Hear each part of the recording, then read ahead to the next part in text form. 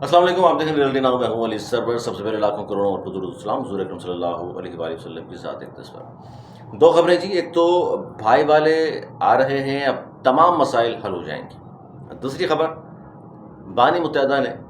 اپنے کارکنان کو اجازت دے دی ہے۔ دونوں خبریں آپ کے سامنے رکھتے ہیں کیونکہ یہ پہلی خبر جو ہے وہ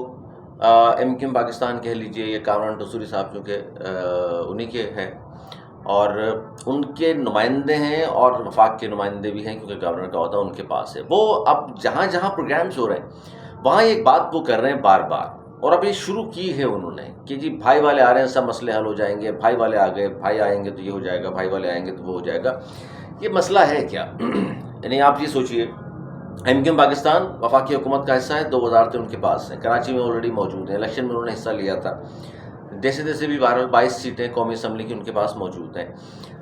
اب جا کر یہ کہنا کہ بھائی والے آ رہے ہیں، اس کا کیا مطلب ہے؟ کچھ سمجھنے کی کوشش کرتے ہیں اس کو اور کچھ نقطے ملانے کی کوشش کرتے ہیں کہ ہو کیا رہا ہے۔ ایک خبر یہ ہے کہ جناب شاید پرانے بہت سارے لوگ جو ہیں، بابر غوری اور جو لوگ ادھر ادھر بیٹھے ہوئے ہیں ملک سے باہر، وہ آ جائیں گے۔ ہو سکتا ہے ڈاکٹر اکشل بات بھی ہوں، لیکن ان کا بعد میں بتاتا ہوں میں آپ کو۔ یہ سب آئیں اور ایم کیو ایم میں شامل ہو جائیں گے، نہیں پرانے لوگ شامل ہو جائیں گے۔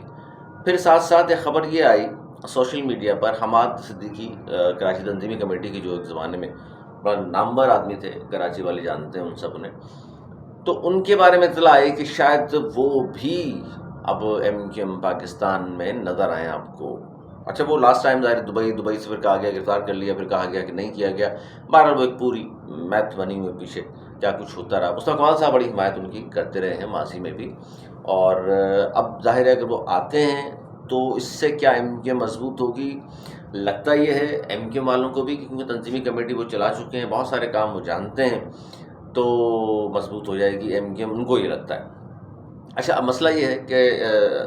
اس وقت وہ بار بار جب بات کر رہے ہوتے ہیں، یا فاروق ستار صاحب کی طرف دیکھتے ہیں گورنر صاحب، یا انیس قائم خانی صاحب کی طرف دیکھ کہتے ہیں ہاں جناب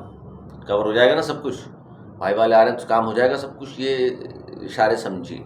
اس پر پاکستان پیپلز پارٹی کے بہت سارے لوگ ہیں جن سے بات ہوئی ہماری کہ جناب وہ بھی یہ کہہ رہے تھے کہ جناب یہ بار بار جو کہہ رہے ہیں اس کا کیا مطلب ہے؟ میں نے کہا آپ بتائیے۔ انہوں نے کہا دیکھیے جی بات یہ ہے کہ یہ بھی جن کی بات مانتے ہیں، ہم بھی انہی کی بات مانتے ہیں، تو اب ایسا ہو نہیں سکتا کراچی کے حالات کو خراب کرنے کوئی دے گا۔ میں اس پہ بعد میں آتا ہوں، پاکستان پیپلز پارٹی کے وزراء نے جو کچھ گزشتہ روز کہا ایم کیو ایم کے بارے میں، اس پہ بعد میں آتا ہوں۔ تو کامران ٹسوری صاحب بار بار جو اشارے دے رہے ہیں، تو لگتا یہ ہے کہ اگلے چند ماہ میں، یعنی 2-3 ماہ میں یہ کام ہونے والا ہے، اور اس طرح کے پرانے لوگ ملنے والے ہیں۔ جو لوگ یہ سوچ رہے ہیں کہ شاید بانی متحدہ کی بات ہو رہی ہے، پرانا سیٹ اپ کا مطلب وہ آئیں گے مطلب سے مراد ان کی ہیلو آ جائے اور یہاں پر سب ان کی بات ماننے لگ جائیں گے اور سب دوبارہ اپنا قائد مان لیں گے اس کو۔ بانی تو سارے لوگ کہہ رہے ہیں، لیکن قائد ظاہر نہیں، جو مائنس کر دیا 22 اگست کے بعد، تو وہ اب تک اسی بات پہ وہ قائم بھی ہیں،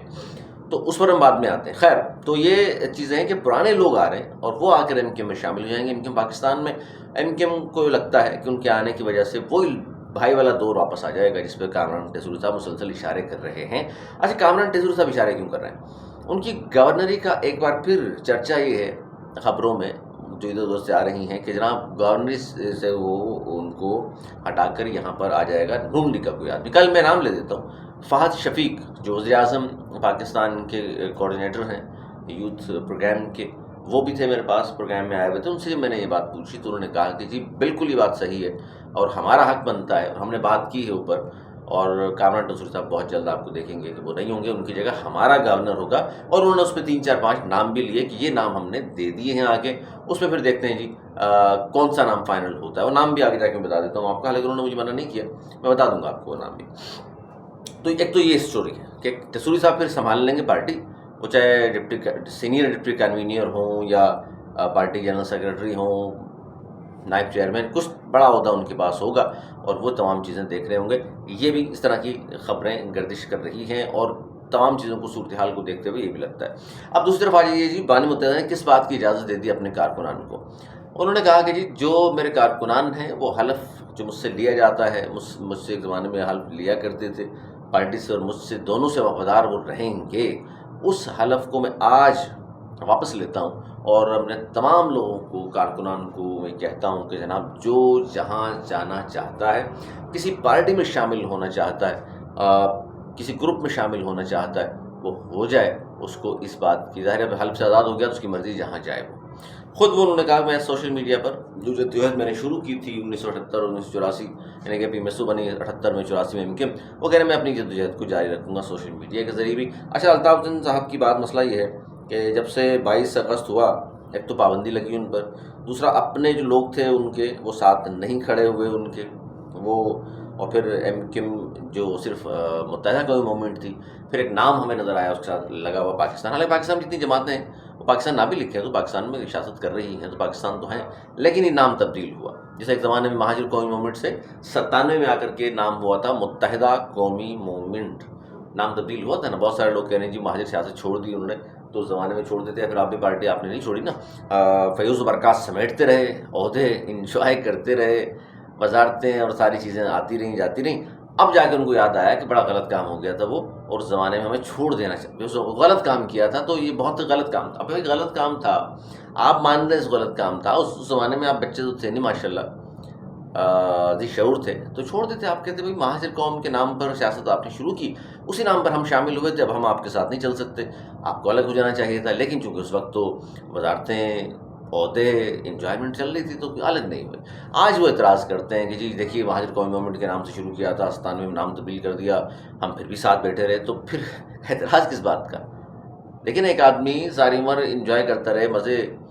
فائدے 7 نسلوں کے لیے کما کر گھر میں رکھ لے، اور بعد میں کہے کہ جناب اس بندے کے اندر یہ خامیاں، تو آپ کیا کرتے رہے بھائی جان 30-35 سال، پھر ناراض ہو جاتے ہیں، زیادہ بات نہیں کرتے. چلیں تو ایک تو پارٹی نے مائنس کر دیا ان کو، دوسرا پابندی کا سامنا، تیسرا ان پر پراپرٹی کیسز، شدید ڈپریشن جس کی وجہ سے بیمار، پھر ایج فیکٹر بھی ہے ان کا. تو لہٰذا اب پابندی ہٹتی نظر نہیں آ رہی چونکہ تو، اور پھر بہت ساری چیزیں جو ان کے قریبی لوگ تھے وہ سارے چھوڑ گئے، تو وہ ڈپریشن ہونا تو یقینی تھا ہی اور فطری عمل ہے. اور پھر ان کے اپنے لوگوں جن پر ان کو کبھی سوچا بھی نہیں ہوگا کہ اس قسم کے الزامات ان کے ساتھ رہنے والے جن کو انہوں نے چانس دیا اور آگے بڑھے وہ سارے بڑے نامور لوگ ہوئے، انہوں نے جب الزامات لگانا شروع کیے، کردار کشی شروع کی، تو پھر بات بہت آگے چلی گئی. ظاہر ہے پھر ڈپریشن اور پھر سے بات آگے چلی گئی باہر. اور پھر انہوں نے پچھلے دنوں بھی بیمار تھے، پھر دوبارہ ہاسپٹلائز ہوئے اور پھر اب دوبارہ گھر آئے. یہ خبریں سوشل میڈیا پہ چل رہی ہیں. تو انہوں نے اپنے کارکنان کو کہہ دیا کہ جی آپ تو ہیں آزاد، جہاں جس پارٹی میں آپ کو اچھا لگتا ہے آپ MKM پاکستان میں شامل ہوتے ہیں، مہاجر قومی موومنٹ آفاق احمد صاحب کی پارٹی میں شامل ہوں، پیپلز پارٹی میں شامل ہوں، آپ PTI میں چلے جائیں، آپ نون لیگ میں چلے جائیں، فضل الرحمان صاحب کی پارٹی میں، مطلب حلف سے آزاد کر دیا تو پھر ظاہر ہے ان کی مرضی ہے، وہ جہاں مرضی جس پارٹی میں مرضی شامل ہو جائیں. تو یہ 2 چیزیں میں نے دہرائی آپ کے سامنے کہ جی وہاں کی صورتحال یہ ہے اور پاکستان کی صورتحال یہ ہے کہ پاکستان والے بڑے خوش ہیں، اور وہ کہہ رہے ہیں جی بھائی والے آ رہے ہیں اور اب دوبارہ سارے مسائل ہم حل کر دیں گے، کراچی پھر ہم رول کریں گے، اور جو لوارث کراچی لگتا ہے ویسا نہیں رہے گا، اور تمام چیزیں وہ بیان کر رہے ہوتے ہیں اور نجی محفلوں میں بتا بھی رہے ہیں کہ جی بہت کچھ ہم کرنے والے ہیں اور یہ ہونے والا ہے وہ ہونے والا ہے، پرانے لوگ آ جائیں گے، بابر غوری آ جائے گا، فلاں آ جائے گا، ارشد الباز صاحب، فلاں فلاں فلاں فلاں فلاں جو اس وقت دور ہیں وہ آ جائیں گے. اچھا یہ آپ نے سنا ہوگا کہ جہاں جن لوگوں کو یہ آن کر رہے ہیں ابھی تک عامر خان صاحب ہیں، وسیم اختر صاحب ہیں. وسیم اختر صاحب نے تو یہ کہا جب ان سے پوچھا گیا کہ جناب آپ MKM میں ہیں، اس نے کہا بالکل ہوں. ان سے کہا گیا تو لاسٹ ٹائم کب گئے تھے MKM کے آفس؟ آپ تو کہتے ہیں تقریباً کوئی 2-2.5 سال ہو گئے میں گیا نہیں. تو اب اندازہ کر لیجیے یہ اختلاف نہیں ہے کہ ایک آدھ شخص کراچی میں بہادر آباد کے بالکل قریب میں رہتا ہے، لیکن وہ بہادر آباد آفس لیے نہیں جا رہا کہ جناب کوئی سی بات بھی نہیں اور میں جا بھی نہیں رہا. اختلاف ہے نا، شدید ہے اختلاف، جس کی وجہ سے وہ نہیں جا رہے. اور بہت سارے ایسے دیگر لوگ ہیں MKM کے جو خاموش ہو کر گھروں میں بیٹھے ہوئے ہیں، وہ کسی خاص وقت کے انتظار میں ہیں کہ وقت آئے گا اور وہ آ جائیں گے. تو بہت سارے لوگ سمجھتے ہیں کہ قیادت تبدیل ہو جائے گی، بہت سارے لوگ کہتے ہیں کہ شاید ہمیں بہت اچھی پوزیشن مل جائے گی تب ہم واپس جائیں گے. تو سازگار حالات کا بہت سارے لوگ انتظار کر رہے ہیں، لیکن وہ سازگار حالات جو ہیں